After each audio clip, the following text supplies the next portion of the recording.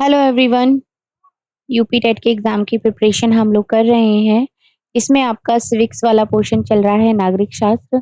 उसका आज जो मैं आपको कराने वाली हूँ वो है चैप्टर नंबर 13। ये आपका सेकंड लास्ट चैप्टर है। इसके बाद एक और चैप्टर आपका बचता है। उसी के साथ आपका जो ये नागरिक शास्त्र वाला सिलेबस है ये कंप्लीट हो जाएगा। ठीक है, इसके बाद आपकी ज्योग्राफी की क्लासेस मैं आपकी स्टार्ट कर दूंगी। तो इसका पूरा इसमें जो टोटल है आपके वो टोटल 14 चैप्टर्स होंगे। तो और उसका प्लेलिस्ट का लिंक आपको डिस्क्रिप्शन में मिल जाएगा। अगर आप एक-एक बार भी वो वीडियोस देख लेते हैं, तो अगर सिविक्स से रिलेटेड कोई भी क्वेश्चन आता है आपके एग्ज़ाम में, तो वो आपका गलत नहीं होगा। ठीक है? आज का जो हमारा चैप्टर है, जो हम करने वाले हैं, वो है आपकी नागरिक सुरक्षा। भई नागरिक सुरक्षा भी बहुत ज़्यादा इम्पोर्टेंट होती है, क्योंकि हम भारत के नागरिक हैं, चाहे हम शहर में रह रहे हैं, चाहे हम गाँव में रह रहे हैं, इस बात से कोई फ़र्क नहीं पड़ता। हम कहीं भी रह रहे हों, हमें बहुत सारी आपदाओं का सामना करना पड़ता है, जैसे कि आपका बाढ़ हो गया, भूकंप हो गया, महामारी हो गया, दम घुटने के साथ-साथ आपका दुर्घटनाएँ होना, कहीं पर आग लग जाती है, कोई लोग पानी में डूब जाते हैं, करंट लग जाता है। इसके साथ ही साथ बाहर से भी बहुत सारी परिस्थितियाँ ऐसी आती हैं, जिनसे नागरिकों की सुरक्षा करनी पड़ती है। अब जैसे कोरोना आया था, कोरोना में क्या हुआ था, जो गाँव में रह रहे हैं, उनके लिए भी परेशानी थी, जो शहर में रह रहे हैं, उनके लिए भी दिक्कत थी। तो इस बात से कोई फ़र्क नहीं पड़ता कि आप गाँव में रह रहे हैं या शहर में रह रहे हैं, आप भारत के नागरिक हैं। ठीक है?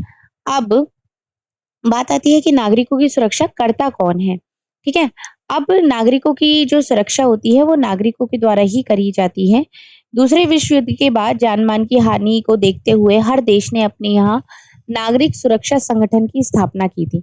इसमें क्या हुआ था, जिसमें नागरिक स्वेच्छा से इसके सदस्य होते हैं और जो नागरिकों की सुरक्षा के लिए सभी प्रकार के जितने भी आपके बचाव कार्य हो गए या वो सेवाएँ आपकी प्रदान करी जाती हैं। अब भारत पर जब चीन के आक्रमण के बाद 1962 में नागरिक सुरक्षा संगठन की स्थापना हुई थी। अब ये संगठन क्या है और इसका उद्देश्य क्या है?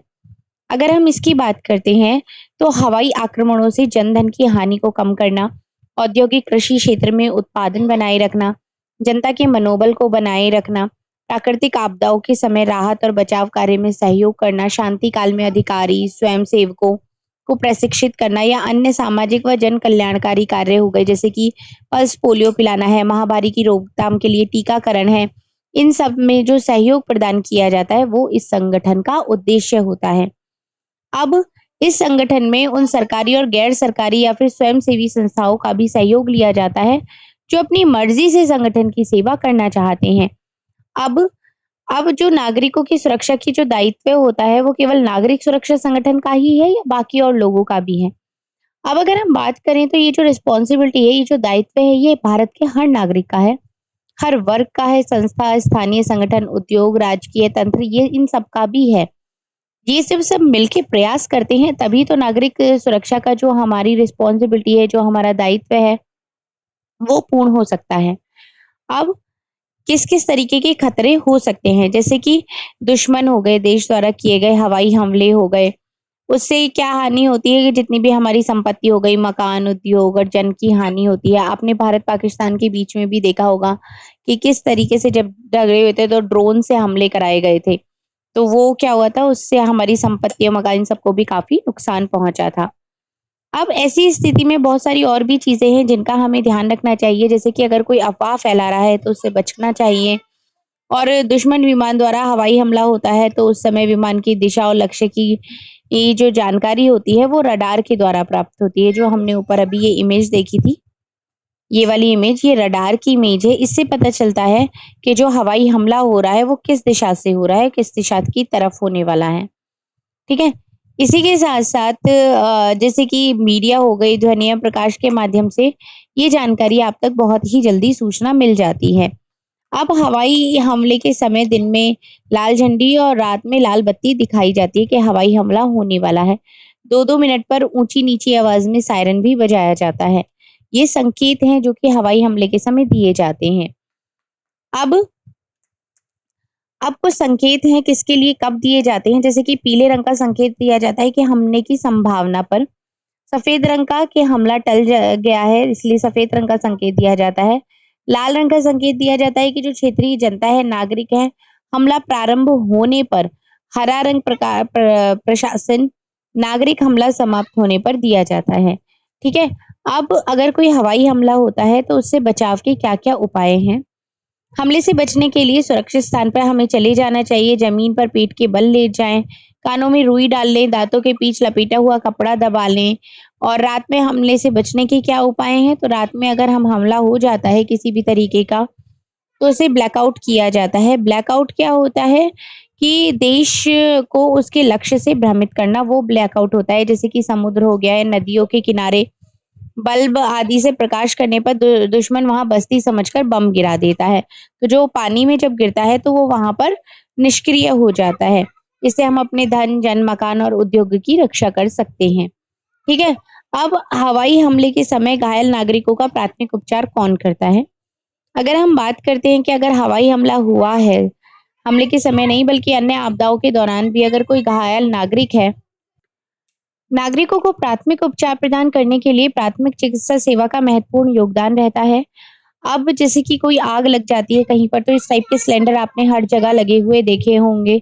हर जगह लगे हुए ये सिलेंडर्स देखे होंगे। ये किसके लिए थे? अगर अचानक से आग लग जाती है तो आप इससे गैस निकलती है, इससे आप बुझा सकते हैं। जैसे कि अगर लकड़ी या कोयले में आग लगी है तो सीधे पानी डालकर उसे बुझाना चाहिए। लेकिन अगर पेट्रोल, डीज़ल आदि में आग लगने पर हवा से संपर्क हटा देना चाहिए, क्योंकि जितनी हवा चलती है, पेट्रोल, डीज़ल में लगी हुई आग उतनी ज़्यादा फैलती है।